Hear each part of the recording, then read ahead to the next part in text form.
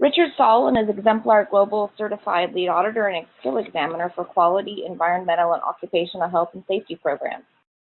He's conducted more than 2,000 audits in Australia, Asia, Korea, China, and India. He became a certified auditor with the China Certification and Accreditation Association in 2012, and he's provided auditor training since 2006 and trained dozens of auditors. This experience involved in the delivery of consulting services, which you've offered since 2011. Richard, take it away. Thanks, Laura. The title of this is Here Be Dragons, an auditor's guide to where they lurk, how to evade them, and, if they do find you, how to avoid your own destruction. According to myth, the term Here Be Dragons was marked on maps identifying uncharted waters, where mariners needed to take caution. These mariners usually shared a common purpose: search for new lands to either trade with or colonize, then return to their homeland with their findings. The lands were often only rumored to exist, and mariners relied on their instincts and skills to guide them. While the risks to mariners were high, the opportunities for their kingdoms were tremendous. But to get the kings or queens to act, the captain of the expedition had to not only identify a new land and return safely, but provide enough evidence to convince the king or queen to invest in future explorations. At a broad level, auditors face similar challenges each time they're given an assignment. Clients demand value for these audits, which means the reports must now also provide enough information to encourage top management to act. That narrative must include evidence and be written in a way that is readily understood and accepted by its intended audience. To achieve this, the auditor needs to navigate through areas which, perhaps not dragon-infested, contain modern-day risks. They need skills in diplomacy, communication, report writing, and the ability to sense when the mood in the room changes. If you're just starting out on an auditing career, the map I've developed over time could be useful. I can't guarantee its success, but it's worked for me. I'm going to give this presentation in 3 stages, which are aligned with the title. During part 1, I'll go over some of the research that has been done, which I think provides an insight into organizational behavior. It might help to identify how an environment favorable to the establishment and breeding of dragons can take hold and develop. During part 2, I've profiled 7 high-risk situations where, based on research provided, dragons may lurk. But the whole purpose of going through parts 1 and 2 will be to bring you to the final section, part 3, avoiding your own destruction. In part 3, I'm offering 10 suggestions, all based on my own experience. It is in part 3 that I hope to provide any value you might take away with you. But before we get into that, I'd like to provide some excerpts from a YouTube clip delivered by Dr. Russell Akoff at the College of Business Administration at the University of Cincinnati. In it, he cited 2 independent studies that had been recently carried out. One by Arthur D. Little, and the other by Ernst & Young. In each case, 3,000 organizations were asked to comment on their satisfaction with the results of programs they had implemented. These programs included TQM, continuous improvement, benchmarking, process engineering, downsizing, learning organizations, customer focus, leadership, self-directed teams, and so on. The results showed that over 2/3 of the managers who had ordered the programs considered them to be failures. For example, more than 75% of the downsizing initiatives in the study had resulted in an increase in costs. More than 50% of the benchmarking exercises had resulted in an increase in costs. And more than 75% of organizations who implemented process re-engineering had increased costs. Now, while there were no criteria for success defined in these studies, Dr. Akoff argued that any criteria imposed by the researchers would have been irrelevant. It was, after all, the users of these programs that would define success in their own terms whatever that may be. Dr. Akoff was confident there's nothing wrong with the programs themselves. After all, he said, quality is a good thing, so there must be something wrong with the way people are trying to pursue it. And Dr. Akoff was considered by many to be a leading expert in systems thinking and quality management, so his conclusions needed to be respected. So why then did a majority of organizations struggle with effective implementation of their management systems? The following research done by 3 very respected men could offer some explanation. And we get to stage 1, the science. How high-risk organizations can develop. During this stage, I'm going to provide you with the research on organizational behavior from the following 3 people. Hopefully, it will provide some insight into the results obtained by those studies.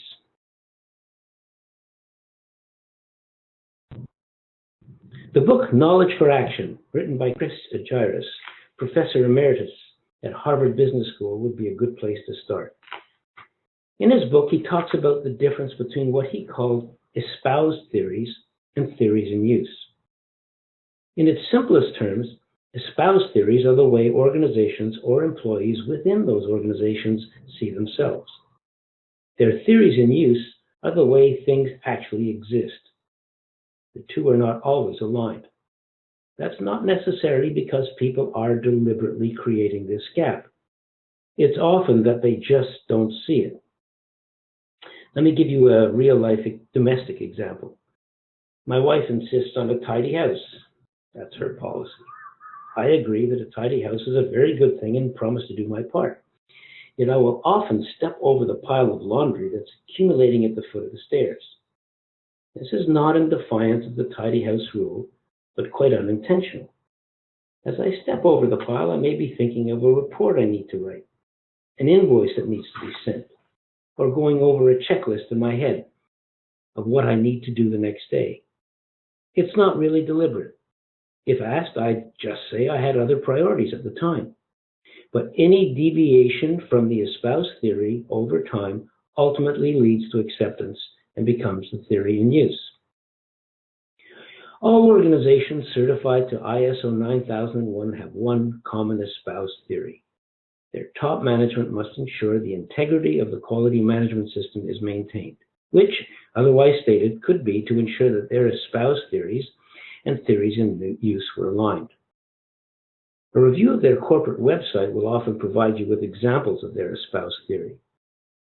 For example, it may include a statement of corporate policies and values, their mission statement. And in the last year or so, there have been a marked strengthening in the language used to document the espoused theories surrounding health and safety programs.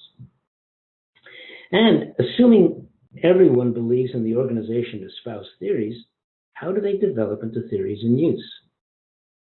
Apart from my laundry analogy, in my experience, this evolution is rarely intentional. It is very often because of mixed messages.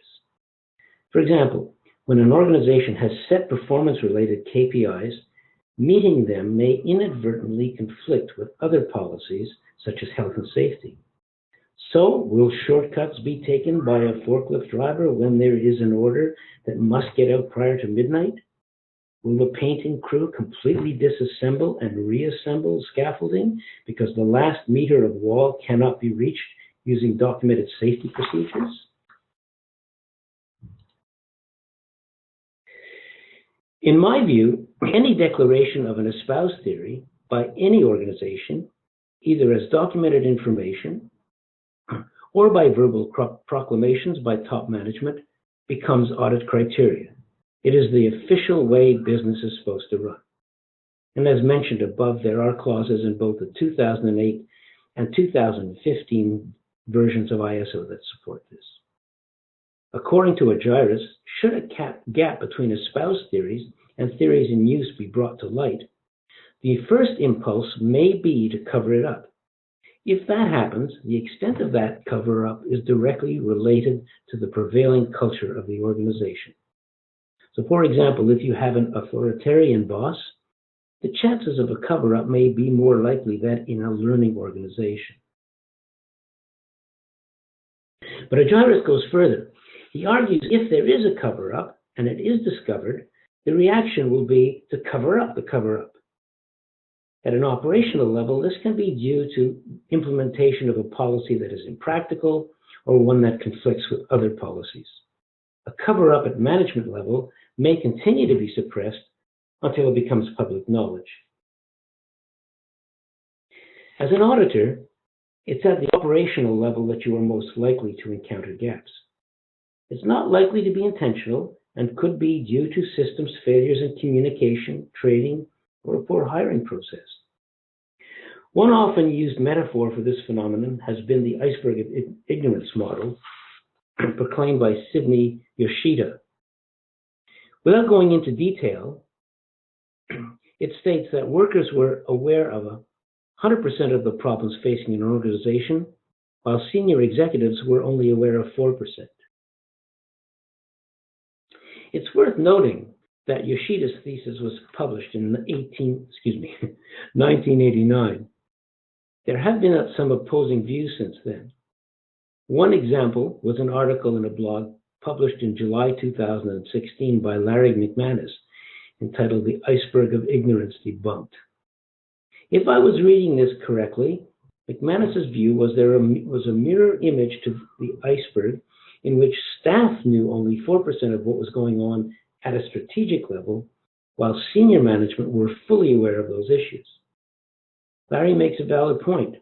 In large multi-layer organizations, there is often what some of my auditing colleagues have referred to as an air gap, through which information does not cross, regardless of whether it's flowing up or down. Gaps are less likely in smaller organizations or large ones with good communication tools. For those without clear reporting and communication lines, it's much more difficult for an organization to self-correct. These organizations are more likely to be drawn into what William H. Tate refers to as the shadow side. Here's a quote from his publication of the Organizational Shadow Side Audit. It's quite a long quote. I'll go through it here. Organizations are not rational. At best, they are peppered with petty office politics. At worst, they are crazy places where the fog of irrationality is difficult to penetrate. In these organizations, rules and logic take second place to personal prejudices, rivalries, and playing games. Yet what do most managers do when they need to improve the way their organizations are managed? They talk about rational things like injecting more resources and installing computers. They discuss organizational charts, mission statements, list of competencies and tasks. They set up committees and announce new reporting channels. They devise new rules and policies. They publish instructions and procedures. In fact, most organizational problems are almost certainly have to do more with departmental rivalries, personal jealousies, ambition, greed, power struggles, self-interest groups, people not on speaking terms, politics, intimidation, and fear. Even sexual attractions, liaisons, and favors account for much of what does and doesn't get done according to plan. Unfortunately, few managers are good at seeing and understanding, let alone managing this real-life side to work. It is usually beyond the bounds of training, often out of bounds completely, yet it is the real backcloth for much of what goes on inside organizations. That's the end of his quote. Now into these murky waters of cover-ups, icebergs of ignorance, shadow side behavior, and a world where, according to studies referenced by ACOF, roughly 2/3 of the clients were not satisfied with the product itself, enters our intrepid auditor, with the mission not just to identify lack of compliance, but to add value. These auditors are often given just a day or two to accomplish this. In some cases, auditing an organization they have never previously visited. And so, with this background, we get into part 2 of this paper. I have come up with 7 situations which I consider to contain potential high risks. The first one, risk number 1, your own attitude.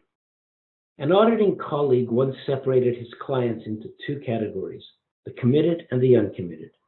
In very general terms, the committed believed that maintaining the integrity of the QMS would lead to an improvement in performance. I think the term uncommitted he used to be a bit harsh. I'd say instead that those organizations continue to have, to varying degrees, some skepticism about the value obtained from their quality program. And if we use that wider definition, the 1/3 to 2/3 ratio from the two studies referenced earlier, that would be consistent with my observations. As an auditor, you cannot and should not blame the client for his or her lack of enthusiasm. The auditor is the service provider, and the client is, well, the client. If you believe in adding value, it should be your desire to make the client believe in the product by helping them understand how to use it to best advantage. If you are at all cynical about their approach, that is going to show through and just reinforces their position. The link between your attitude and the success of the audit is, in my view, quite significant.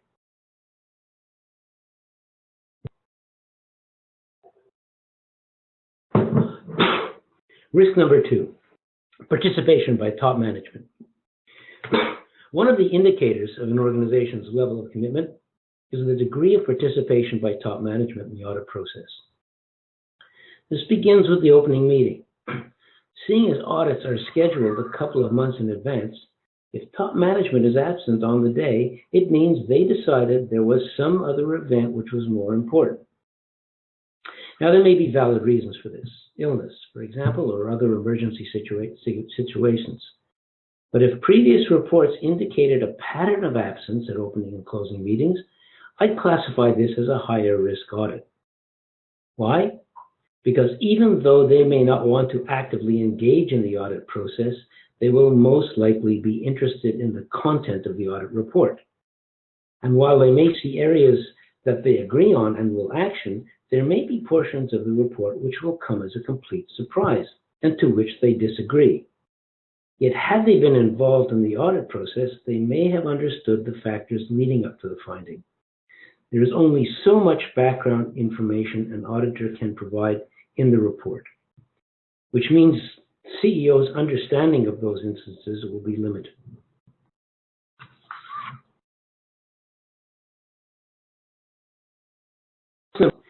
Multi-layered and multi-branch organizations. In my experience, there is a link between the number of layers of management in an organization and the likelihood of a successful audit in terms of adding value. I've attributed this to the following. First, the more layers of management, the more Yoshida's iceberg of ignorance takes hold. The more ignorance, the more likelihood the gap between the organization's espoused theory and theory in use. The larger that gap, the more the shadow side takes over. Such organizations can be high risk in terms of getting accurate information, and reporting inaccurate information as factual can undermine your credibility. Risk number 4, first-time visits. Even if, based on previous reports, the organization appears to be committed and is not multi-layered, you have not yet established any rapport with key participants. The risk that you may get off on the wrong foot still exists. I have 2 examples of first-time visits that I'd like to share where I walked in with the best of intentions, but due to my poor reading of the situation, got off to very bad starts. Fortunately for me, both happened many years ago and have not been repeated since. It's easier to talk about it now, but at the time, it was another matter. The first was with an organization that was in an industry I was quite familiar with. When I drove into the parking lot, I saw all parking spots were taken up, save one. But that spot was quite restricted and took some negotiation. I managed to park the car, but not before running over 2 agapantha plants. Unbeknownst to me, the GM had observed my maneuver and called out, expressing his displeasure. I could and should have apologized profusely, but instead opted for humor. Apparently, our senses of humor were not aligned. I was never able to fully recover from that initial mistake. The second instance involved me as lead auditor arriving late for the audit due to traffic. When I arrived, everyone was assembled, including my audit team member. Feeling the pressure, I got right down to it, only briefly introducing myself and not considering that, apart from the other auditor, I had never met any of these people before. In my haste to make up for lost time, I unwittingly created a tension in the room which, again, took much of the day to overcome. If you have never met people you will be auditing, the whole audit can be influenced on their first impression of you and your behavior, which makes this a high-risk audit. 5, not enough time. As auditors, we are provided some guidelines for how much time is necessary to spend on each audit. There are calculations that can be used to assist us, but as we know, there can be a wide time range between organizations from when you ask for evidence and the time you can confirm one way or the other that they have it. To use extremes, Organization A might sit you down at a board table equipped with a projector, hooked up to the web, and provide any information you need within 15 to 20 seconds. Organization B, on the other hand, may take 15 minutes looking through various folders and drawers before they finally admit they can't find what you asked for. Which means that for Organization A, there will be plenty of opportunity to drill into their systems and find areas to add value. For Organization B, you may struggle to get through the audit as planned. And as your priority is to complete the audit based on the audit plan, adding value will have to take a back seat. Ironically, it is Organization B that may comment on the limited amount of value added, which makes this a high-risk audit. Risk number 6, auditing in an unfamiliar environment. Many companies I have audited have claimed that their industries were unique, and that to audit them properly, I needed to understand the intricacies of their business. Now, if we have audited long enough, we understand that while there may be some truth in that, at a generic level, all organizations have some common elements. There is a good or service provided. The organization should have an idea of what they want to achieve and how they will go about it. They've engaged a team to deliver on its stated purpose and developed a set of policies and procedures to assist in its implementation. They will have developed methods to evaluate its successes in terms of the original expectations and some sort of process to ensure any lessons learned from that evaluation will be incorporated into future planning. Regardless, that management team may initially look at you as someone who does not have enough understanding of their business. That's a perception you will have to overcome before you can even start carrying out the audit, let alone add value, which makes this a high-risk audit. Risk number 7, an unlikely source.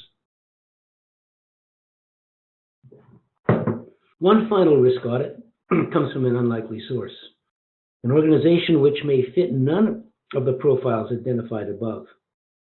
This may be a single-site, small organization where top management is totally committed and is actively involved in the audit process. And having been there many times before, you fully understand their business. Yet there is an irony in that organization that contains none of the above risks, contains a risk of its own. Your familiarity with the organization and the way it conducts itself means your independence may be lost. You know the company so well that you not only see the problem, but you know exactly what the organization plans to do about it. Which means you may fast forward over items that a first-time auditor would drill down on, which then means you are no longer adding value. If you are in an organization where you could carry on an imaginary conversation with the CEO without his or her presence, there is a risk that you have lost your independence, which makes this a high-risk audit. And now we come to the third and final segment of this discussion, how to manage all the above to avoid your own destruction. First, a caveat before starting. I have no scientific studies to support the risk mitigation strategies I am about to share. The approaches I have developed and have used over the years are based on my own experience. The only one who can attest to their success is me. The conclusions are my own, based on my own experience, and fit my own auditing style and personality. It may not work for you, so please take these comments with a large dose of salt. The suggestions I make below do not include technical areas such as how to develop an audit plan, agenda items for closing meetings, or when to use open or close questions. I assume that as auditors, you've read the books, seen the video, attended the classes, and done the work in the field. The focus here is in how to identify and manage high-risk situations during the audit. If you have not yet encountered these situations, perhaps you've already created your own methods to mitigate these risks. Or perhaps you've been fortunate in the type of audits you've been assigned. Whatever your circumstances, it might be useful to learn of the challenges of a fellow auditor, if for no other reason than to compare them with your own. If, however, you have found you have not always been able to get the cooperation you wanted, or the engagement you'd like, or the level of customer satisfaction you had hoped for during the audit process, do not look outward for the reason. My advice is to look first within yourself. Your client does not have to do anything to achieve their own satisfaction. They are the client. If they don't understand what you're getting at, that's your challenge. If he or she doesn't see the value in what you're suggesting, rethink your own argument before pressing on. If you are sure you are right, but they haven't come on board, maybe it's your delivery. And if you must bring out the standard to show the client that some action is required, that's not adding value. Effective use of the standard should make life easier, not require extra work. And now, here are my 10 suggestions. Put the client at ease. Because we as auditors carry out third-party audits on a regular basis, you may think of it as just another day at the office. Your client, on the other hand, is audited only once or twice a year. For multi-site organizations, that interval may be longer. So sometimes you may forget that they can be anxious prior to an audit. On several occasions, after the audit was over and the client had somewhat relaxed, people have admitted that they had lost a few nights' sleep in anticipation, which means one of my first priorities is to put the people at ease. And it's not just for their benefit. A relaxed auditee is much more likely to engage properly in the process, be more responsive, and less defensive. One tactic I have used has been, before we even start, look around their office for something we might have in common. A photo of their family, a trophy from a sporting event, a book on their shelf, anything to get their mind off the audit and onto a subject they like to talk about. That's 5 to 10 minutes very well invested. Rule number 2, make sure you are provided with a guide. In most cases, you will be provided with someone to accompany you throughout the audit. As one colleague put it so well many years ago, the guide has 2 main responsibilities. First, to get you safely from A to B as you go through the audit plan, and second, to act as a witness.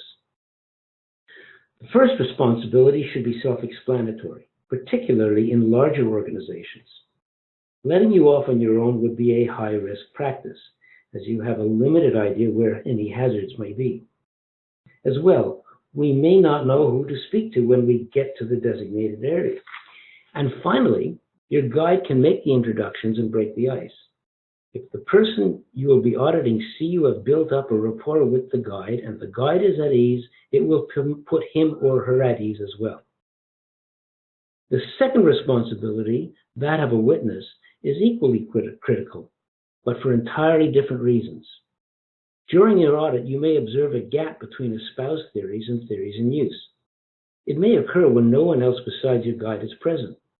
You need a witness. Without a witness, it's just your own observation. And because you're in a strange environment, that observation could have been a misinterpretation of the situation.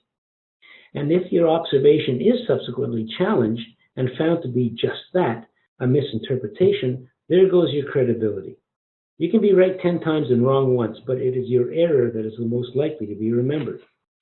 If there is consensus between you and your guide, and the observation is challenged, say at the closing meeting, your guide, based on my experience, will always back you up.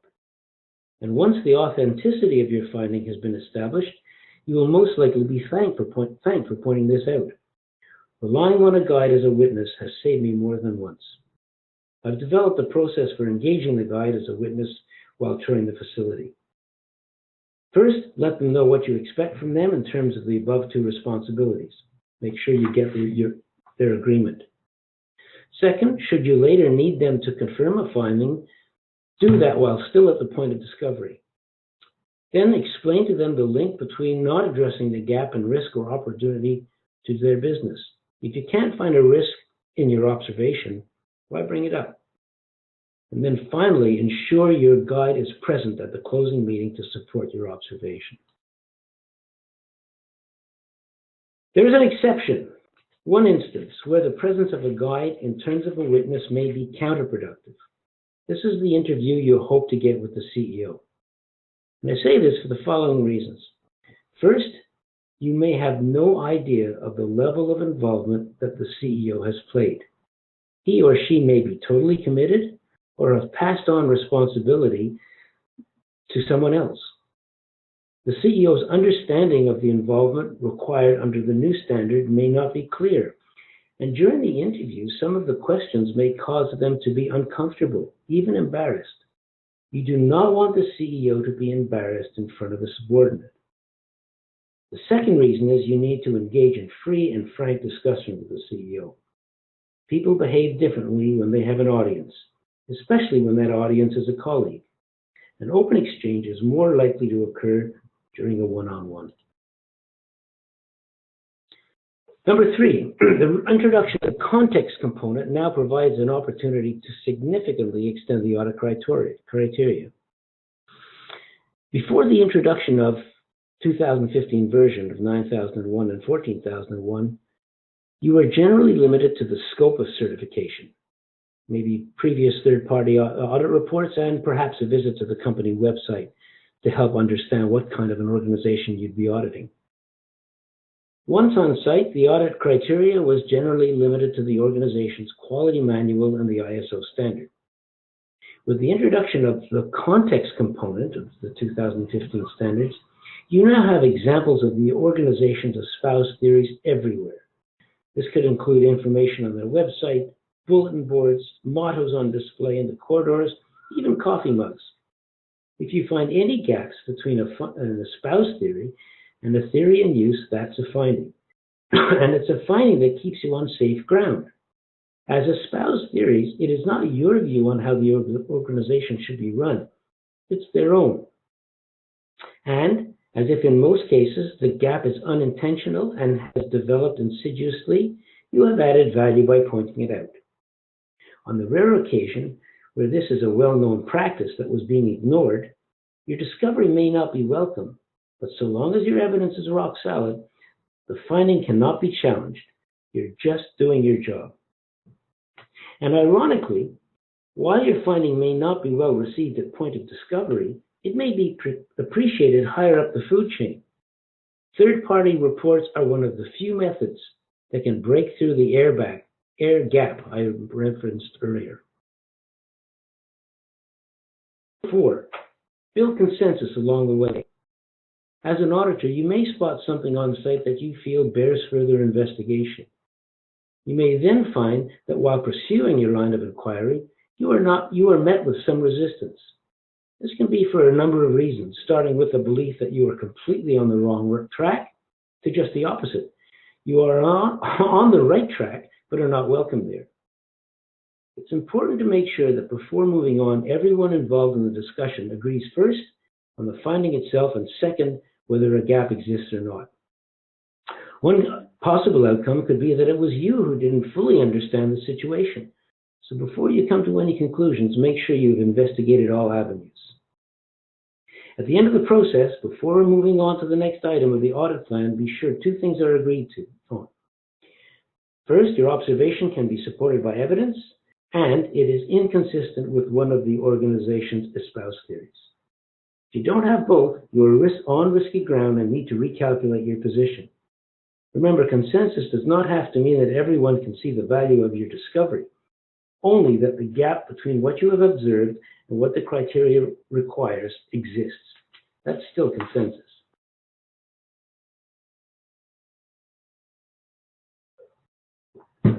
Communication skills. Getting consensus may be easier said than done. As an auditor, you are looking at situations from a perspective that is quite different from that of your auditee.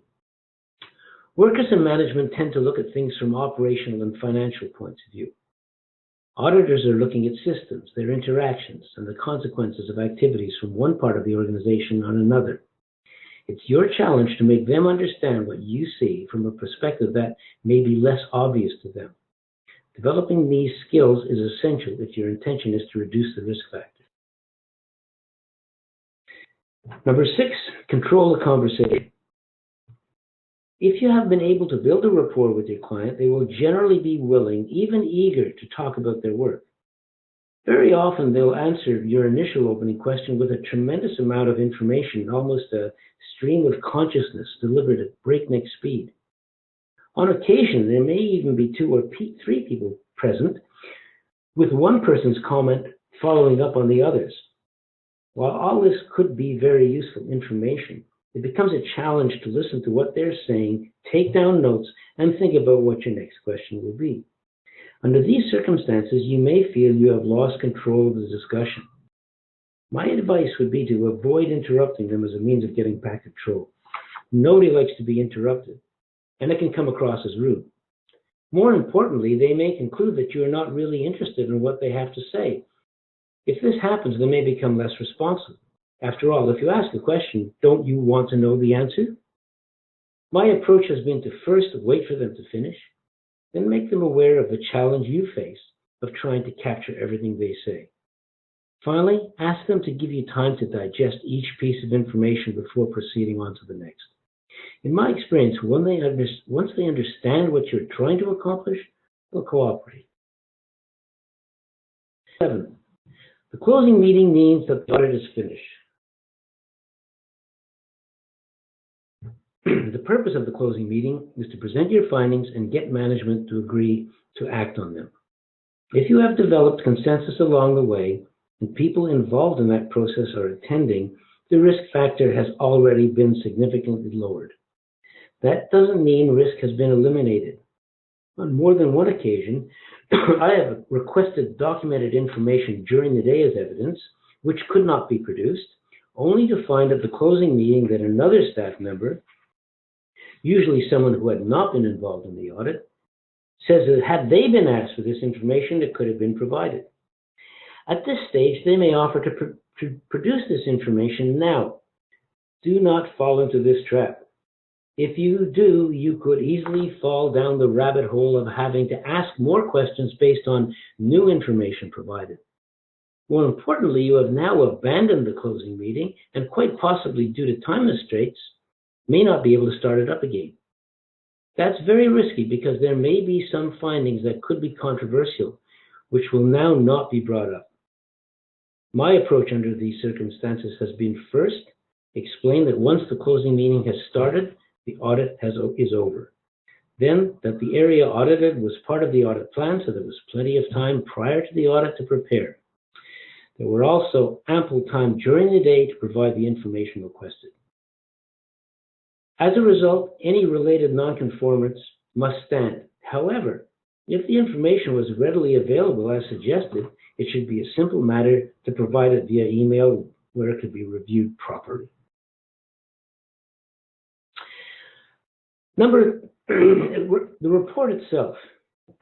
Even if you've gotten through the audit successfully, your findings accepted, and action plans created, there's one final hurdle: getting the report itself accepted. Reproducing your findings in the audit report represents a risk of its own, particularly in situations where the report must be forwarded to someone who did not participate in the audit. If it's being forwarded to a regional, national, or an international office, the risk escalates. The following suggestions could be useful. Know your audience. Write for them. It is acknowledged that each report must satisfy the requirements of your certification body. But we must also recognize that a report must be read and accepted by the customer. That person may live in another country and will be looking at the report with absolutely no background knowledge. Write it with that person in mind. For example, the situation in the situation with an organization overseas, the content would be focused on executive summary. They will decide then whether to read it or not based on that content. If it's a local family business who were present throughout the day, they may be more interested in what they need to do and skip right to the conclusion. Number 9, there's a positive way to say negative things. When writing the report, try to use words like but and however in a sentence. As soon as those words are introduced, it negates any positive things said just before it and is no longer a compliment. If you're going to make a positive comment, just say it, ending with a full stop. Avoid word salad. When writing your report, you may have many messages you wish to convey, things that you feel are necessary to provide understanding. There's now a risk of trying to get too much into one sentence or one paragraph or in the narrative itself. Try not to fall into the trap of the movie director who insists that every scene of his 3-hour epic is essential to the outcome. We need to learn to stay on message and leave a lot of non-essential information onto the cutting room floor. The Gunning Fog Index is a tool to assess the readability of any document. It includes factors such as the number of words in a sentence that are not proper nouns and the number of words within that sentence that contain 3 or more syllables. You might want to test the clarity of your own message by taking the test. Just Google Gunning Fogs and it will come up. Closing, I'd like to close with the following comment. In my view, as auditors and at the highest level, we should be agents for improvement. We need to achieve this within the parameters of a formal audit process with many standards and guidelines to consider. But without adding value, I'd question our overall contribution to organizations that we certify. And as I tried to indicate, trying to achieve that requires taking a road more fraught with risks than the more traditional approach. And as one who has deliberately tried to keep on that path, and not always successfully, I've learned some lessons, often quite brutal. Writing this paper forced me to articulate what I have been trying to achieve and what I have learned in the process. I've actually learned something by writing it, and I hope in some way it provides some useful suggestions for any future audits you might undertake. Thanks very much for listening. Laura? This ends today's presentation. Thanks for attending. Goodbye.